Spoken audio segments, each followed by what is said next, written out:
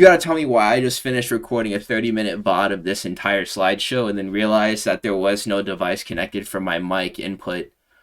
Oh! But yeah, okay, so look, man. Full stop, this entire video could have been a talk about Amanda Nunes' best KOs. I have the knockout over Holly Holm there, the knockout over Chris Cyborg. We could also be talking about the knockout over Ronda Rousey.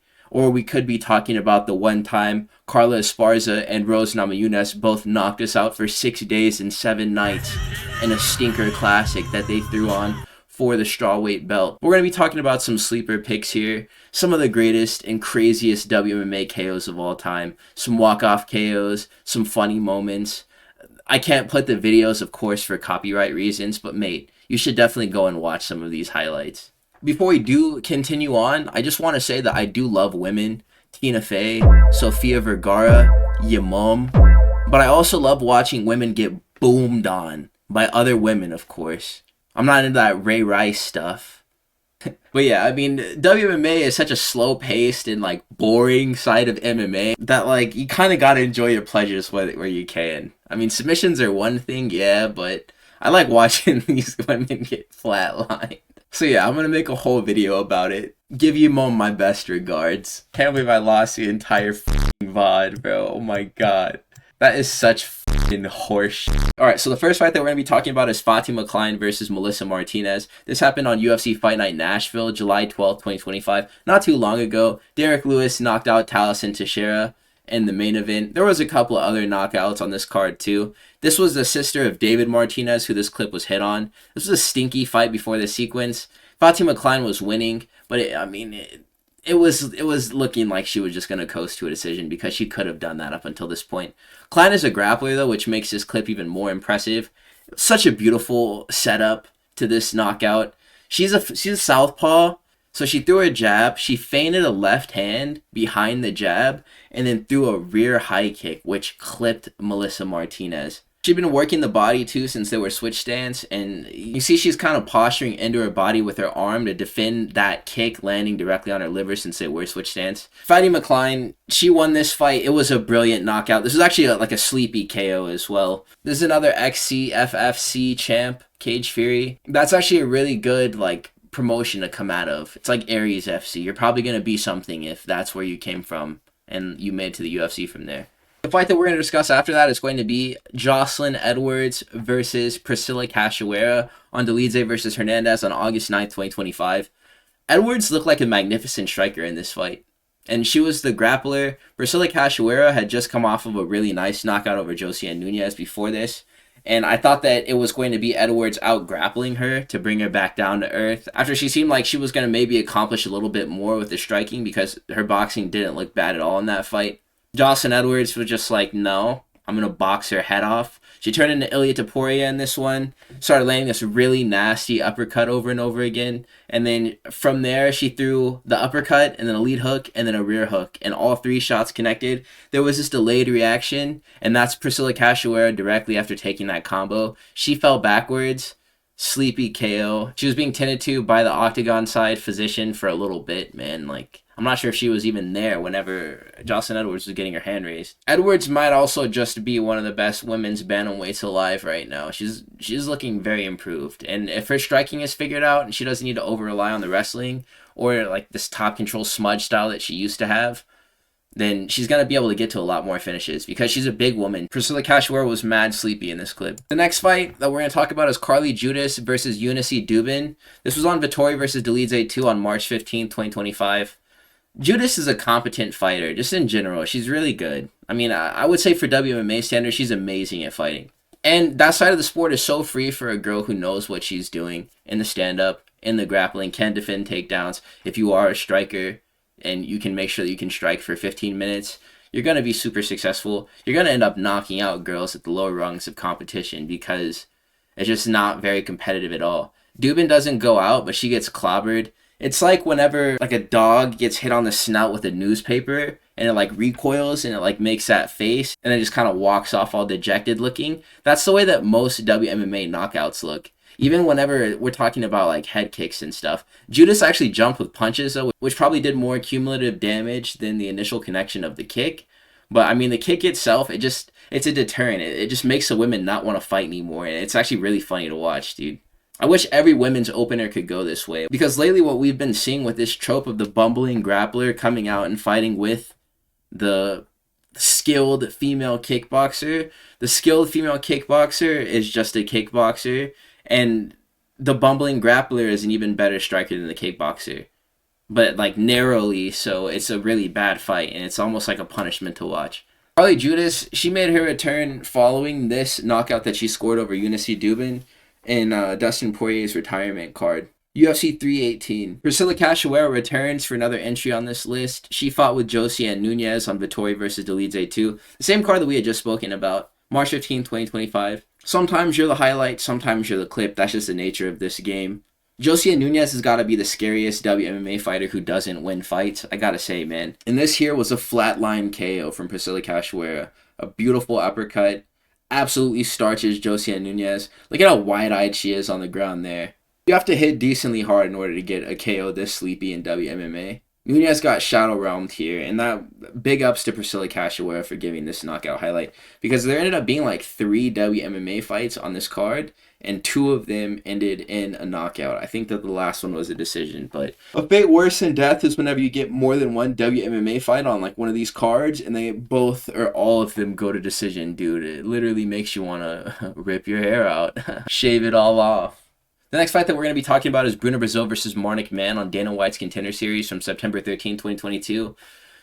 Better man than Shi Ming this happening to, dude. Because if Shi Ming would have got knocked out on top of getting dominated or not being able to be effective at all because she was too short, too vertically challenged in her fight against Bruno Brazil, I would still not be sleeping well at night. Bruno Brazil hasn't really done anything notable since scoring this knockout on the Contender Series. Whenever they're promoting her for any fight in the UFC that she may have, they're just showing this clip over and over again. They'll show it like 3 or 4 times in the tail of the tape reel that they have. I'd said it before, WMMA fighters who eat head kicks, they look like they could continue, but they just don't. It's like, ow, ow, ow. And then like the ref just stops it. It literally makes me laugh every time, dude. Bruno Brazil was KO'd by Denise Gomez right after this in her debut, after she got her contract. So, I mean, perfect balance as all things should be. McCann still made it to the promotion, too, after getting chinned, and she went 0-2 in the UFC. I'm not sure if she's still signed, but she hasn't fought since 2024, so. The next fight that we'll discuss is going to be Wang Tong, that's actually how you say that, Wang Tong, versus Victoria Leonardo. This happened on Cannonier versus Bahalio, August 24th, 2024. This is the legend of the Chinese female Joker, and I'm glad that just because she got smoked by Gabriela Fernandez in her fight directly after this one, she didn't stop with the Chinese Joker bit. Because if she stopped painting her face and doing like the cringe emotes and just started like taking herself more seriously, then that would have been more of an aura loss than her actually losing her next fight. This was crazy, though. People loaded up the Wang Tong hype train immediately after this clip dropped because, I mean, like, it made sense. Like, I still believe in her. I think she's lit. Wang Tong laid this girl out with her hands, and laid out is, again, kind of subjective. It was really just, like, she snuffed her, and then Victoria Leonardo was just, like, wide-eyed and stunned, and then the ref just jumps on Victoria Leonardo. I know what he was trying to do. I'm about to blow. But I mean, all is forgiven with Wang Tong because she's rebounded with wins over Bruno Brazil that we've just spoken on, and also Ariane Lipski da Silva since she got knocked out by Gabriela Fernandez. It's cool. She's fine. That title run is still in full effect. The next fight that we'll talk about is Irina Aldana versus Macy Chiasson at UFC 279, September 10th, 2022. I thought this was a fluke before watching Macy Chiasson's last 2 fights. It really does frustrate me because Macy Chiasson does have all of the makings of the varsity athlete. 5'11" at 135. She can't win her battle with the scales, and this was at a catch weight, this fight. And she's just so easy like to hit. She's such a big target for this weight class, and she doesn't understand basic striking defense or even striking offense, and it just lands her into so much trouble every single time. She's been looking worse and worse by the fight that she's been participating in, and it's just like, oh man. This was a Liu Kang bicycle kick from guard. Irina Aldana literally hit Macy Chiasson's liver with an up kick, and look at the placement of the shot right there. It's directly on the organ. I said before this wasn't really a fluke, but I mean, Irina Aldana did get lucky because it didn't really look like Arena Aldana was purposefully trying to land a kick where she did end up landing one to stop this fight. If anything, this was more funny than anything because Macy Chiasson like went down immediately after taking this shot, and I was like, dude, what even happened? I thought this was like a phantom punch or something, like a phantom kick, but no, she's just bad. Marina Rodriguez versus Amanda Ribas. This happened at UFC 257, January 23rd, 2021. It feels like the only time that we ever get knockouts in this side of the sport is whenever it's a prospect that we like. They usually get folded at some point of them making a run to the title or getting the belt and defending it or challenging for the title. They get folded. This fight was actually like particularly funny though because Herb Dean was blowing good cheech backstage and he was stoned out of his mind and he let Amanda Ribas get finished twice in the same 30-second clip. Marina Rodriguez catches Amanda Ribas coming into the pocket, drops her real good, and it looks to be a walk-off KO. So Rodriguez, she starts walking away from Amanda Ribas' carcass. Amanda Ribas is grabbing an ankle. Herb Dean inches towards the two, but it lets the fight continue and lets Amanda Ribas get back to her feet. She looks like a deer in the headlights and eats another couple of right hands before Herb Dean waves off the fight, and it's a standing TKO. This really was Herb Dean's fault, and Amanda Ribas, quite frankly, did not deserve to get knocked out again here. The fight after this one that we're going to discuss is Megan Anderson versus Norma Dumont. This happened in 2020. Benavidez versus Figueiredo, that fight night that happened on February 29th of that year.